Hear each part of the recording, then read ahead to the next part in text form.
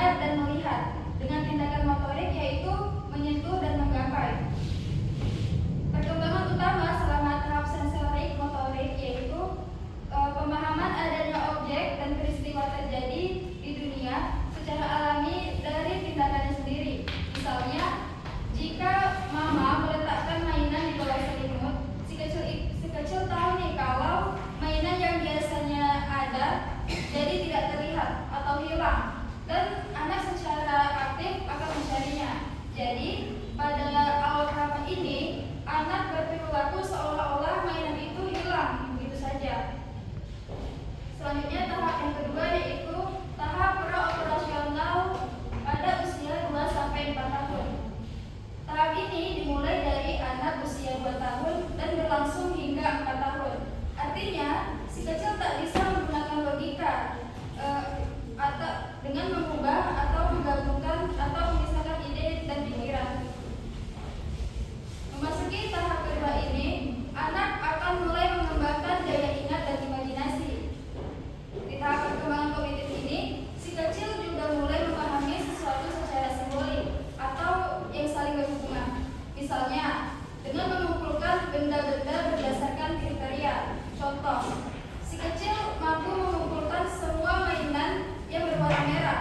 Nah, ketika memasuki usia 4 tahun, anak juga sudah bisa mengutarakan pemikirannya. Selanjutnya tahap yang ketiga yaitu tahap operasional konkret pada usia 7-11 tahun. Nah, tahap perkembangan kognitif anak berikutnya adalah tahap operasional konkret. Nah, di tahap ini, anak sudah memahami konsep sebab akibat secara rasional dan sistematis. Sikap egosentrisnya perlahan mulai berkurang dan mulai memahami jika tidak semua orang dapat mengutarakan pemikiran dan perasaannya. Selanjutnya perkembangan kognitif anak di tahap ini berlangsung sekitar usia 7-11 tahun, ditandai dengan perkembangan pemikiran yang terorganisir dan rasional. Piaget menganggap tahap konkret ini sebagai titik balik utama dalam perkembangan kognitif anak karena menandai awal pemikiran yang logis. Selanjutnya tahap yang keempat yaitu tahap operasional formal pada usia 11-15 tahun. Perkembangan kognitif anak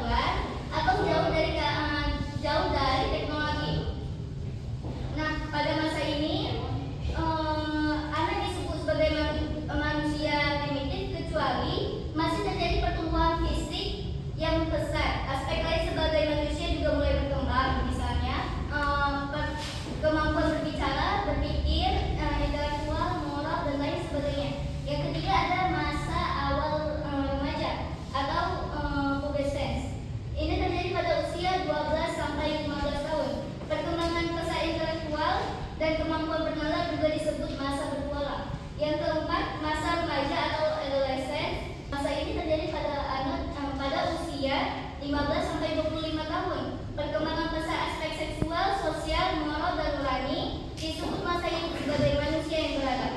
Rousseau ini memberikan pandangan yang unik terhadap perkembangan fisik anak. Menurutnya, perkembangan fisik anak sangat penting, terutama pada masa usia dini. Karena fokus utamanya adalah masa perkembangan. Rousseau percaya bahwa anak-anak lahir dalam keadaan baik dan alami, tetapi bisa menjadi buruk karena pengaruh lingkungan dan pendidikan yang salah. Oleh karena itu, ia menekankan pentingnya memberikan lingkungan yang mendukung perkembangan fisik dan mental yang sehat. Selanjutnya akan dijelaskan oleh teman saya, Selalu Adelia, mengenai perkembangan menurut Colbert. Saya dari kelompok 2 akan melanjutkan penjelasan yang sudah dijelaskan oleh teman saya sebelumnya, yaitu mengenai karakteristik perkembangan peserta didik. Materi selanjutnya yaitu mengenai Colbert. Teori perkembangan moral yang dikemukakan oleh Colbert menunjukkan bahwa sikap moral bukan hasil sosialisasi atau pelajaran yang diperoleh dari kebiasaan dan hal-hal lain yang berhubungan dengan nilai kebudayaan.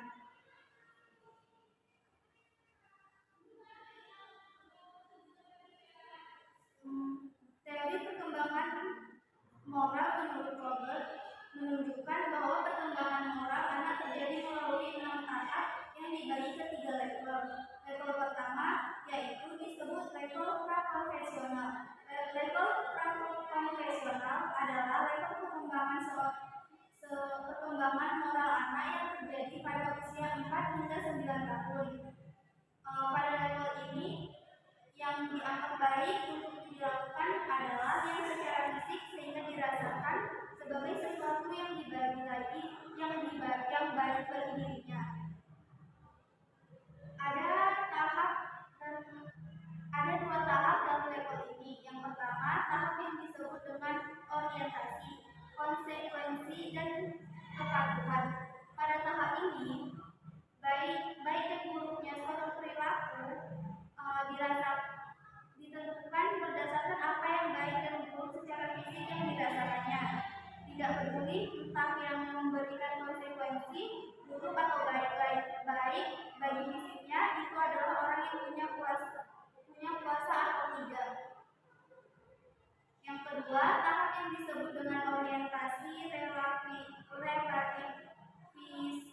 instrumental. Pada tahap ini, baik dan buruknya suatu perilaku ditentukan berdasarkan hubungan timbal balik, sehingga ketika anak dipukul maka ia akan memukul balik. Jika anak disayang maka ia akan menyayangi balik. Yang baik itu adalah yang bisa memuaskan anak secara fisik, namun juga memberikan keuntungan bagi orang lain. Selanjutnya level kedua disebut level konvensional. Level konvensional adalah level perkembangan moral anak saat berusia 10 hingga 13 tahun. Yang biasanya anak masih berada di jenjang kelas 4 sekolah dasar hingga kelas 7 sekolah menengah pertama. Pada tahap ini yang dianggap baik untuk dilakukan adalah mendapat persetujuan dari temannya atau orang-orang yang memiliki otoritas terhadap dirinya. Ada 2 tahap dalam level konvensional, yaitu tahap ketiga dan tahap keempat. Tahap ketiga disebut orientasi kesepakatan pribadi atau orientasi anak baik. Pada tahap ini yang baik untuk dilakukan adalah yang disetujui oleh teman-temannya. Jika teman-temannya setuju terhadap perilakunya, maka ia akan mengulangi perilaku tersebut. Jika temannya tidak setuju terhadap perilakunya, maka ia akan menghentikan perilakunya. Tahap selanjutnya yaitu tahap keempat, disebut dengan orientasi, konsekuensi, dan kepribadian. Pada tahap ini, yang baik untuk dilakukan adalah yang mendapat persetujuan dari yang mempunyai otoritas atau kewenangan dan demi aturan untuk sendiri. Jika perilakunya mendapat respon atau persetujuan yang baik atau disenangi oleh orang yang dianggap memiliki otoritas, maka ia akan mempertahankan perilaku tersebut. Yang terakhir yaitu level ketiga disebut level fase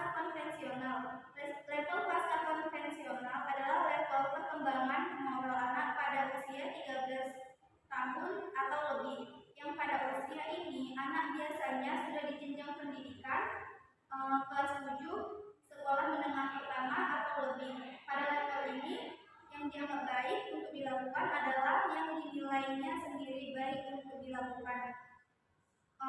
Pada tahap ini ada pada tahap level pasca konvensional, yaitu tahap kelima dan keenam.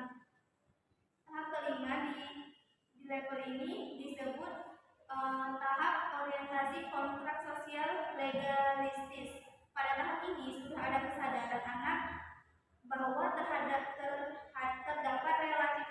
relativisme, nilai-nilai dan perbedaan pendapat-pendapat antara individu. Untuk mencapai suatu kesepakatan antar yang berbeda diperlukan usaha yang lebih besar. Jika terjadi suatu kesepakatan atau konsensus yang diakui dan dihargai oleh masyarakat, maka perilakunya dan akan disesuaikan dengan itu. Yang baik untuk dilakukan adalah yang dihargai atau tidak dihargai oleh masyarakat. Tahap ke-6 yaitu disebut tahap orientasi prinsip etika universal. Ini adalah tahap perkembangan moral paling dewasa yang dialami manusia. Yang baik untuk dilakukan adalah berdasarkan pada pilihannya sendiri yang mengacu pada standar kebenaran yang bersifat konsisten, menyeluruh, dan universal. Sekian penjelasan materi dari saya. Sekian penyampaian materi dari kelompok kami. Selanjutnya kami membuka sesi tanya jawab kepada teman-teman yang ingin bertanya. Kami persilakan. Izin bertanya. Nomor 8 nanti. Tidak salah. Terima kasih kepada kelompok 2 yang sudah memberikan kesempatan kepada saya. Perkenalkan, nama saya Sarah, saya dari kelompok 8. Ingin izin bertanya kepada kelompok 2. Mengapa seorang pendidik harus mengetahui karakteristik dan pengembangan peserta didik dalam kaitan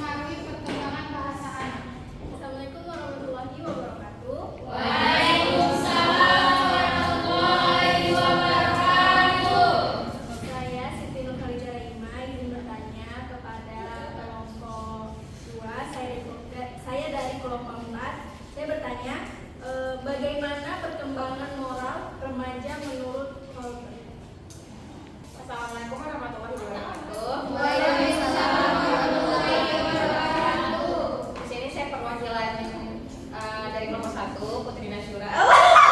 Assalamualaikum warahmatullahi wabarakatuh.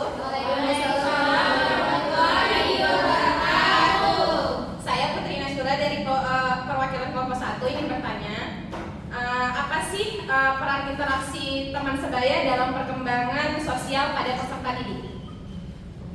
Terima kasih Putri Nasyura. Oke, baik, terima kasih. Kami akan menjawab pertanyaan kelompok 8. Mengapa seorang pendidik harus mengetahui karakteristik dan perkembangan peserta didik dalam kaitannya dengan proses pembelajaran? Karena karakteristik peserta didik sangat penting untuk diketahui oleh pendidik sebagai acuan dalam merumuskan strategi pembelajaran. Sudah dijelaskan oleh teman saya tadi Lola bahwa menurut dia sendiri kecerdasan berubah seiring dengan pertumbuhan anak. Setiap pertumbuhan anak pasti memiliki karakter yang berbeda-beda. Dan pada teori perkembangan Colbert juga menyebutkan bahwa terdapat perkembangan oral yang terjadi melalui 6 tahapan dan dibagi lagi menjadi 3 level.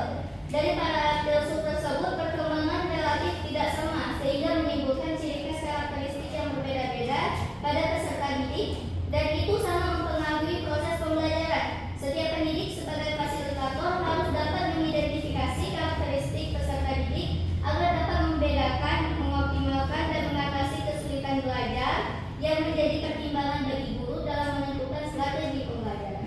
Bagaimana Sarah? Apakah bisa diterima? Makasih dan Terima kasih kita Sarah. Terima kasih kepada Rizka dari kelompok 10. Dari kelompok 10 saya akan menjawab pertanyaannya. Pertanyaannya yaitu apa hubungan antara perkembangan kecerdasan dan pertumbuhan anak? Perkembangan kecerdasan dan pertumbuhan anak saling berkaitan erat. Kenapa? Saat anak-anak tumbuh, berbagai aspek fisik dan biologis mereka seperti otak dan sistem saraf juga berkembang. Karena pertumbuhan fisik ini menyediakan fondasi yang memungkinkan perkembangan kecerdasan. Apakah bisa diterima, Rizka? Baik, terima kasih Ola. Sama-sama. Terima kasih kepada kelompok 6 atas pertanyaannya mengenai jelaskan perbedaan antara pengolahan bahasa pertama dan kedua pada anak serta bagaimana lingkungan yang dapat mempengaruhi perkembangan bahasa anak. Yang pertama, pemerolehan bahasa pertama kali secara alami melalui interaksi sehari-hari dengan keluarga dan lingkungan sekitar sejak lahir menurut kondisi lingkungan atau interaksi verbal melalui percakapan, cerita, lagu. Menurut critical period atau periode kritis, kisaran usia sebelum 7 tahun di mana anak-anak sangat peka terhadap pembelajaran bahasa. Yang kedua, pemelahan bahasa kedua yaitu dari pembelajaran formal baik di sekolah atau kursus bahasa. Motivasi dan paparan interferensi bahasa pertama yaitu masuknya unsur serapan ke dalam bahasa lain yang bersifat melanggar kaidah gramatika bahasa yang menyerap. Nah, pada pertanyaan bagaimana lingkungan dapat mempengaruhi perkembangan bahasa anak, menurut Rousseau sendiri, Rousseau percaya bahwa anak-anak lahir dalam keadaan baik dan alami, tetapi bisa menjadi buruk karena pengaruh lingkungan dan pendidikan yang salah. Oleh karena itu, ia menekankan pentingnya perkembangan memberikan lingkungan yang mendukung perkembangan fisik dan mental yang sehat. Apakah bisa diterima? Bisa. Terima kasih. Terima kasih kepada kelompok 5 atas pertanyaannya yaitu memberikan contoh 4 tahap perkembangan. 4 tahap perkembangannya ada yang pertama tahap sensori motor pada usia 0 sampai 2 tahun. Di tahap ini peserta didik menggunakan indera dan gerakan untuk belajar tentang dunia sekitar. Misalnya bayi yang mulai meraih mainan dan mengeksplorasinya dengan guru mereka. Yang kedua ada tahap pra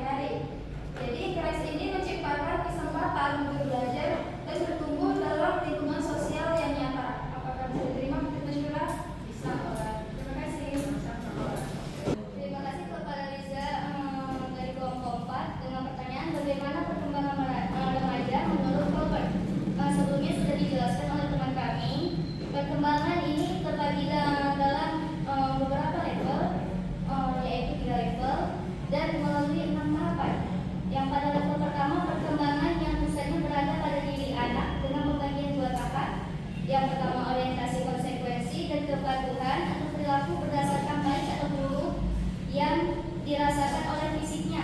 Yang kedua, orientasi relativis instrumental, baik dan buruk perilaku berdasarkan timbal balik.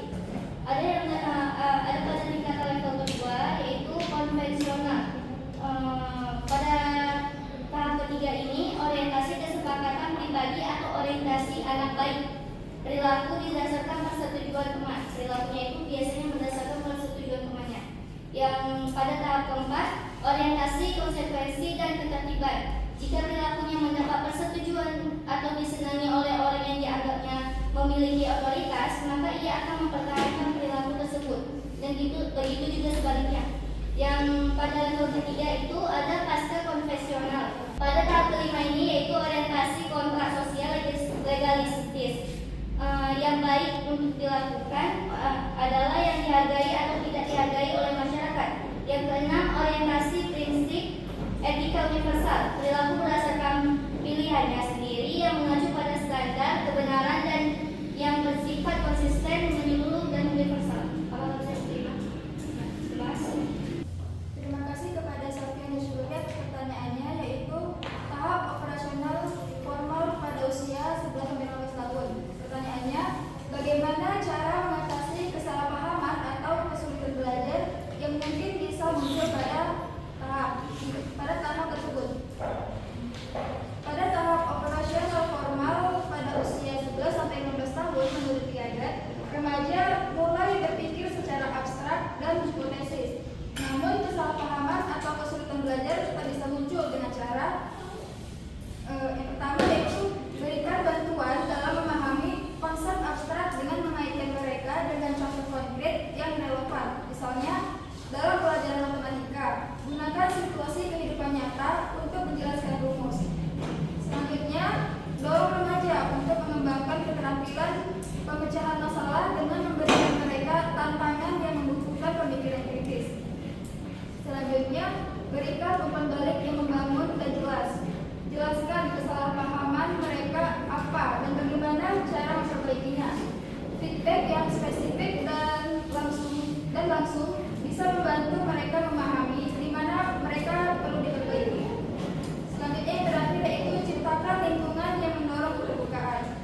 Remaja cenderung merasa lebih nyaman untuk mengeksplorasi ide-ide baru jika mereka merasa aman dari rasa takut akan kegagalan. Aku bisa diterima, Sofia? Terima kasih.